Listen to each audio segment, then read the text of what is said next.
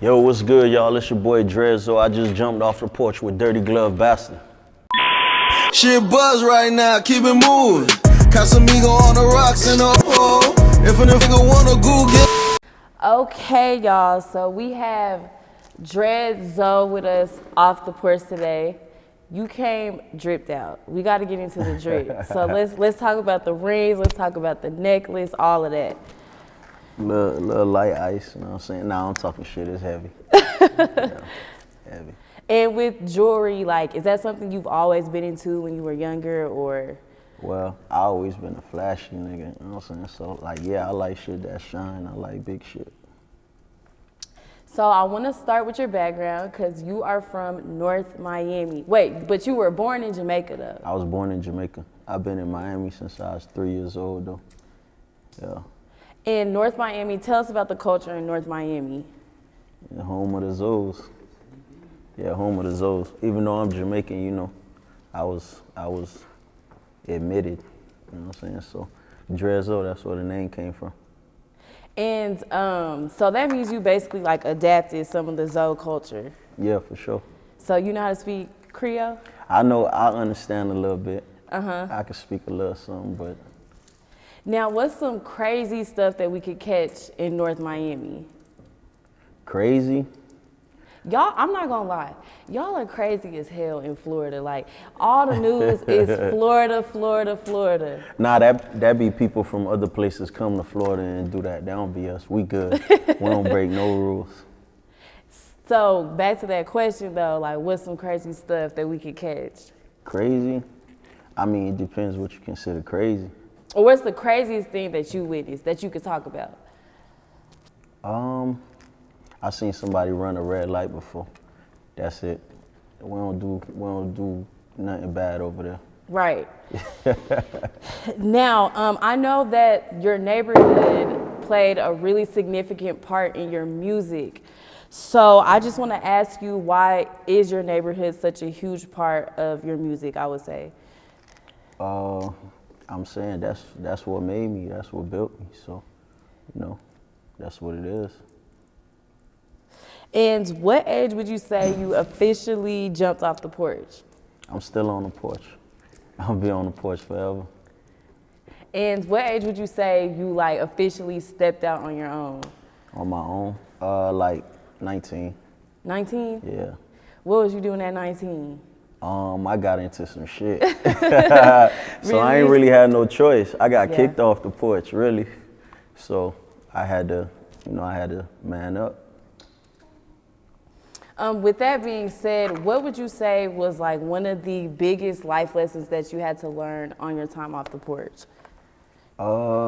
Just getting locked up, being away from everybody, not being able to move, being on house arrest, not knowing how much time I'm gonna have to do. Luckily, I ain't had to do no time, but yeah, that was probably the biggest life lesson I had. And how long were you locked up for? Like a month. A month? Yeah, longest month of my life. Did you have, well, I know you weren't there for like that long, but did you have support while you were in there? Yeah, I got a lot of homies, like, we hold each other down, like always. And getting into your music, what would you say your grinds looked like leading up to this point now?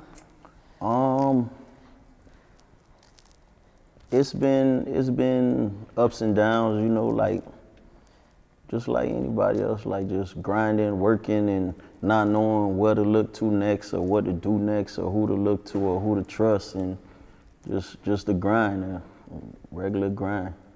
And you're independent right now, right? Yeah.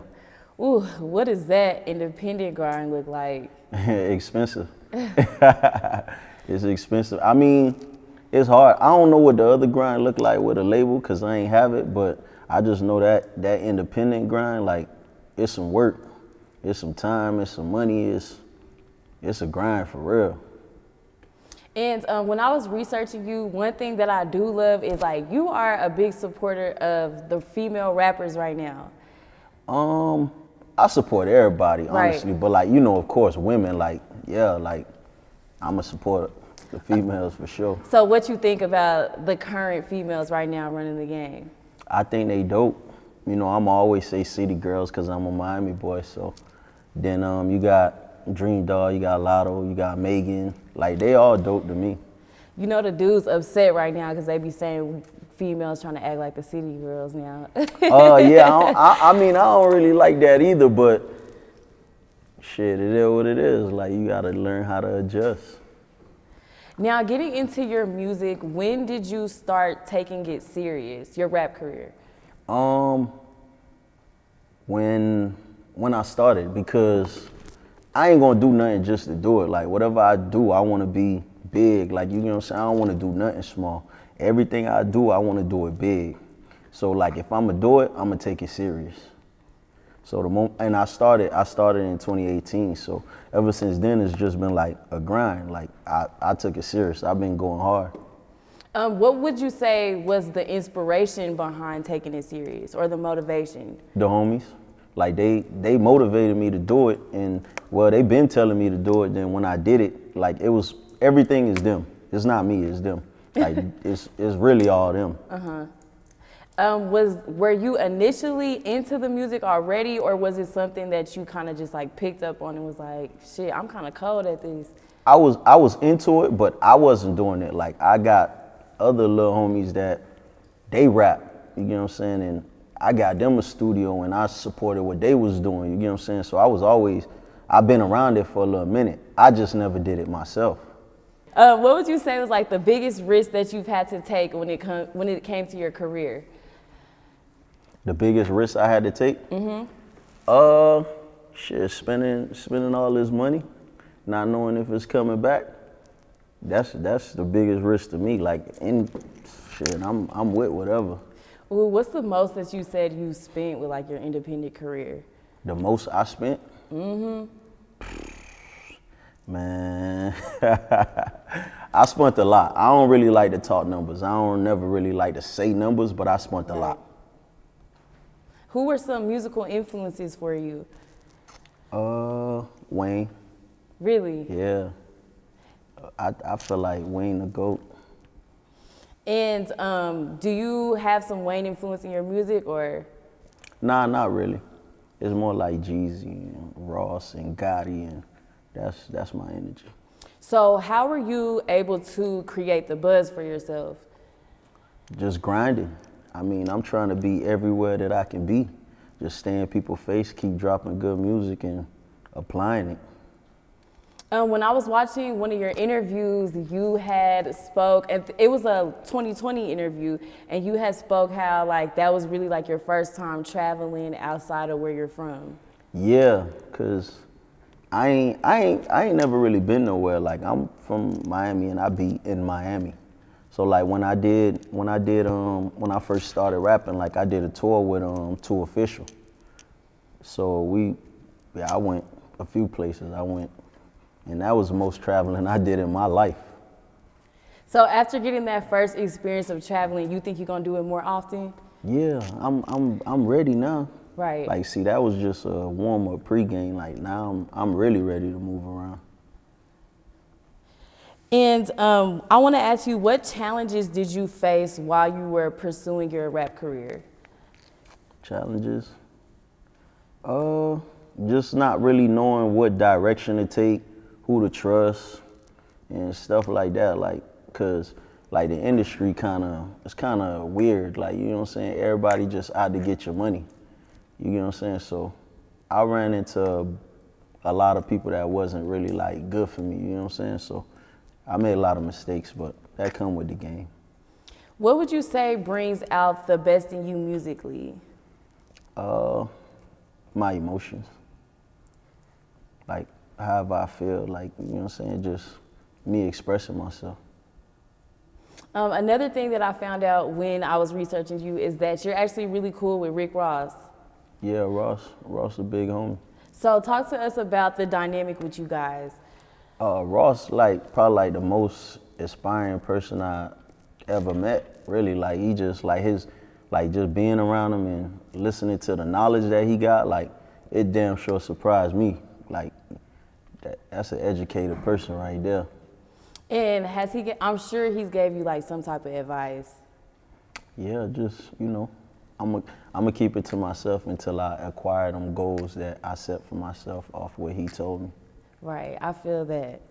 You talk a lot about like relationships, and I did watch one of your videos where you said women should not make a man wait 6 months until giving them some love. So I need to hear this perspective from you. I'm just saying though, like, I be feeling like, so if are we both waiting? Like, I feel, cause I don't trust people, so I already feel like you lying. Like, I feel like every female got somebody else they dealing with. Like, even if you just not meet a person, you get what I'm saying? Like, everybody's single, but they ain't single, you get what I'm saying? So it's like, you might like this dude and you already got somebody you deal with. Now you meeting a new dude that he gotta wait 6 months, but in the meantime, you know what I'm saying? In the meantime, this dude over here, he tearing shit up. Cause I done seen it happen. I done seen it happen for real. So like, you over here waiting, like you stupid, you waiting on her while Tyrone over there in the background fucking shit up. You know what I'm saying? So it's like, I ain't waiting. That's all I'm saying. I ain't waiting no 6 months. If I gotta wait 6 months, you probably not the woman for me. That's what I'm saying. What you guys think in the back? Y'all agree? Facts. You can't be giving away our game like this. Like, Yeah, man. I just feel like it's somebody else, a Tyrone nigga somewhere, fixing shit in the house, killing it.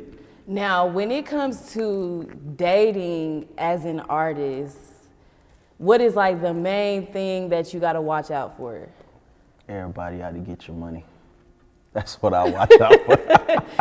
Nah, I'm serious though. Like, nowadays it's a little different. It's like, man, I don't even know if people love each other no more. It's really on some what you can That's do for really me deep shit. that you know what I'm saying? said that. Yeah. Nah, like for real, it's really like, okay, so what are you giving me? What do you get what I'm saying? Like what, like, I don't know. I don't like it. I don't like that, cause it's like, shit, I could buy what I could buy. You get what I'm saying? Right. Like, how much you cost? I can buy you, but I don't like that. Like, you know what I'm saying? How I'm gonna know if you like me for real?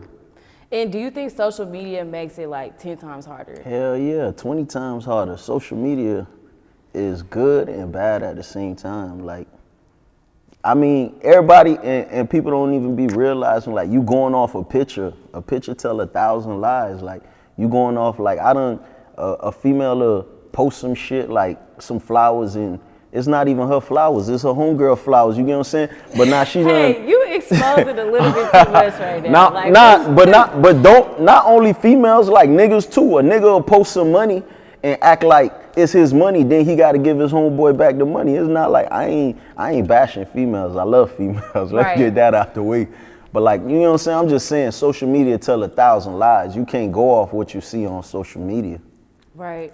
And when it comes to just basing off of social media, I know like in this generation, we see a lot of rappers going back and forth with each other. How do you feel about addressing the rap beef online? I ain't addressing no beef online, ever. I ain't addressing no beef. Matter of fact, I don't even beef. Unless it's, but nah, we ain't doing nothing online. I ain't never responding. Like, whatever you want to do, I ain't never gonna respond to you. Not online. And I do want to touch back on your music because I got the chance to listen to you, and I really like your style. Thank you. And I do want to ask you, like, who would you say are the people that you make music for? Everybody. Just like I said, it's just my emotions. However I feel at them. Like, sometimes women, sometimes they in the trap. Sometimes, like, whoever. And when do you feel like well, actually, do you freestyle or do you punch in? Punch in. Punch in. Yeah. So I want to ask you, like, what song that you've made, and I know you've made so many, what song would you say was one that you really, really felt in your spirit? To be honest, the first song I ever made when I first started rapping. First time I was actually ever in the booth, I'ma say, not in the studio, but in the booth. And was there like a certain situation that happened that transpired it? Yeah, it was. You want to talk about that? Yeah. I know I said we could talk about anything, but why we? Nah, but actually, like that's the other reason why I started rapping, cause like I'm a person that like I don't really express myself. I really don't even talk much. I be quiet, but so I was going through a breakup, like you know what I'm saying. I was going through some stuff. You know what I'm saying. It was just like that song. To be honest, that was my way of expressing myself. So like the music really gave me an outlet to express myself, cause I don't. So like when you doing a song, like you can say whatever, you know what I'm saying? So I just said how I felt. And with To Be Honest, did the person that you know you dealt with the breakup with, did they hear the song? I'm sure they did. I'm sure they did. All right, so, and actually, To Be Honest was one of your breakout singles. Yeah. That really went crazy. Yeah. When you recorded that, did you know it was gonna do like it did? Honestly, like, you know, I ain't never rapped before, so I ain't know none of my songs was gonna do what they did. Really? So I ain't gonna lie, I'm still shocked. Every time I see or I look and I'm like, damn, like I really did that.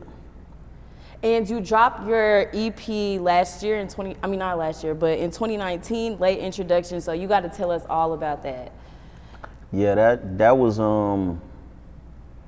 like my introduction, and I say late introduction because I started rapping late, but that was my introduction to the game, and it was just 7 songs, 7 different sides of Dread Zoe, really. It was just 7 different moods. And how would you describe the creative process with this project?